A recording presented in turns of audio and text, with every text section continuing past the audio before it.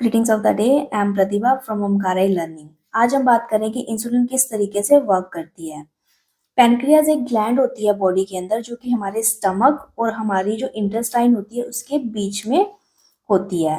जैसे ही हम खाना खाते हैं ब्लड शुगर लेवल इंक्रीज हो जाता है, ब्लड के अंदर शुगर जो है हाई हो जाती है। कैसे हाई हो जाती है कि जैसे ही हमने खाना खाया वो खाना क्या होता है, डाइजेस्ट होता है। डाइजेस्ट होके वो बड़ी फॉर्मेट से छोटी फॉर्मेट में आता है अपने मॉलिक्यूल्स की।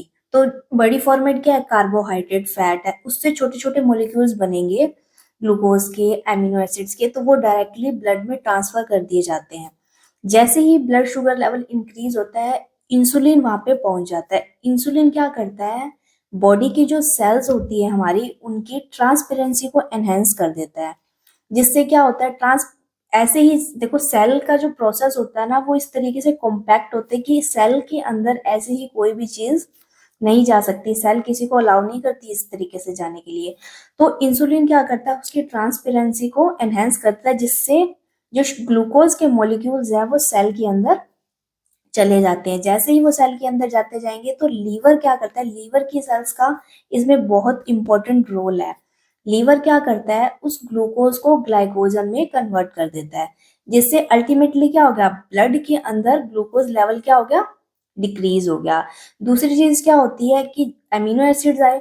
एमिनो एसिड क्या कर रहे हैं, प्रोटीन सिंथेसिस करते हैं। एमिनो एसिड्स जुड़ जुड़ के क्या बना रहे हैं, प्रोटीन बनाते हैं। तो इसी तरीके से क्या करता है, लीवर भी वही काम कर रहा है कि क्या कर रहा है, प्रोटीन सिंथेसिस करवा रहा है।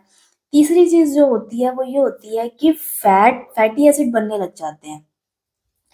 अब देखो कि अगर इंसुलिन लेवल बॉडी में हो गया कम, क्या होगा, इंसुलिन लेवल कम हो गया, सेल की क्या होगी, ट्रांसपेरेंसी कम हो गई। तो वो जो ग्लूकोज के मॉलिक्यूल्स है वो सेल के अंदर एंटर नहीं करेंगे और जो सेल को अपने बेसिक फंक्शंस परफॉर्म करने के लिए जो एनर्जी चाहिए वो नहीं मिलेगी। क्योंकि ग्लूकोज क्या होता है, ग्लूकोज का ब्रेकडाउन से हमें एनर्जी मिलती है।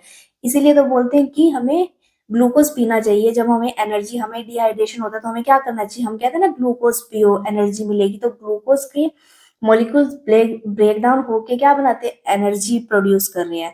तो वो अल्टीमेटली क्या हो रहा है, देखो इंसुलिन नहीं आया, इंसुलिन नहीं आया तो सेल के अंदर क्या हो रहा है, ग्लूकोज नहीं जा रहे। ग्लूकोज नहीं जा रहे तो क्या होगा कि ब्लड के अंदर शुगर लेवल या ग्लूकोज लेवल इंक्रीज हो गया, ब्लड में तो हो गया इंक्रीज। अब देखो दूसरी चीज जो सामने आती है, कीटोन्स बन जाते हैं। कीटोन्स कैसे बन जाते हैं, देखो सेल को ग्लूकोज नहीं मिला एनर्जी के लिए, अब सेल को क्या चाहिए, अपने बेसिक फंक्शंस परफॉर्म करने के लिए क्या चाहिए, एनर्जी चाहिए। अब वो एनर्जी कहाँ से आएगी, लीवर क्या करेगा, जो फैटी एसिड उसने बनाए थे ना, तो एक एक तरीके से मानो कि स्टारवेशन की कंडीशन होगी। स्टारवेशन मतलब भूख हड़ताल की कंडीशन होगी, किसके लिए, सेल्स के लिए, क्योंकि सेल को ग्लूकोज नहीं मिल रहा। अब सेल को ग्लूकोज हमें नहीं अवेलेबल हो रहा तो कहीं से तो वो लेगा ना।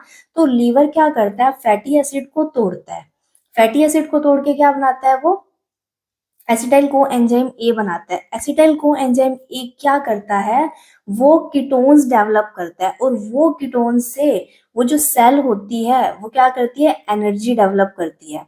तो इस तरीके से क्या होता है कि जब इंसुलिन अपना काम नहीं कर पा रहा तो एक तो क्या होगा कि सेल को ग्लूकोज नहीं मिली और ब्लड शुगर लेवल तो ऑटोमेटिकली इंक्रीज हो गया और बॉडी में कीटोन्स भी बढ़ गए। कीटोन्स बढ़ने से क्या होगा, लीवर का काम क्या, लीवर ने क्या किया, जो फैटी एसिड उसने बनाए थे उसने उनको तोड़ा, तोड़ के क्या किया, जो एसिटाइल कोएंजाइम ये बना था वो कीटोन्स बनाएगा और कीटोन्स भी हाई हो जाएंगे। तो ये इस तरीके से इंसुलिन वर्क करती है सेल्स के ऊपर। इंसुलिन का बेसिक काम होता है सेल की ट्रांसपेरेंसी को बढ़ा देना जिससे जो हमारी जो सेल्स होती है बॉडी की उनको एक तो ग्लूकोज मिल जाए ताकि वो क्या करे, अपने अपने जो उनके वर्क्स है वो करें। ठीक है, और दूसरा ये